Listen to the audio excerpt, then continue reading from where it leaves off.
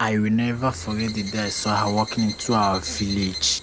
Her skin was a strange, almost leathery texture, and her eyes seemed to slant upwards in a way that made my skin crawl. She came from the direction of the thick forest, where no one dares to venture. They called her Aqua, and she was unlike anyone I had ever seen. As a child, I had heard stories about the thick forest. People said it was cursed. They said that anyone who went in never came out. But Aqua was different. She was real. And she was standing right in front of us, looking just as confused as we were. At first, the villagers were scared. They whispered among themselves, pointing and staring. But Aqua don't seem to mind. She just looked around, taking in everything like a curious child. She didn't speak our language, or at least she didn't seem to understand it at first.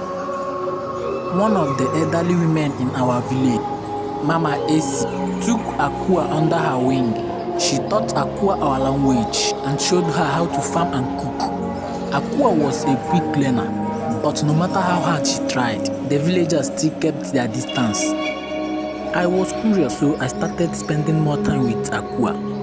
I learned that she wasn't from around here. She was born in the thick forest, and their parents had lived there for generations. She didn't know much about the outside world, but she was eager to learn. As time passed, Aqua became more confident. She started helping with farm work and even learned how to make our traditional dishes. But the villagers still saw her anti-sider. They would whisper behind her back, calling her names and saying she was cursed.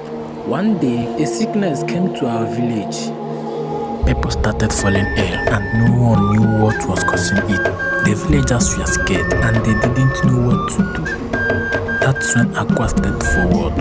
She said she knew a plant in the thick forest that could cure the sickness. The villagers were hesitant at first, but desperate, they followed Aqua into the thick forest and she showed them the plant. It worked, and the sickness started to subside. After that, the villagers started to see Aqua in a different light. They realized that she wasn't cursed or strange. She was just different, and she had knowledge that could help them. Aqua became part of our village, and people started to accept her.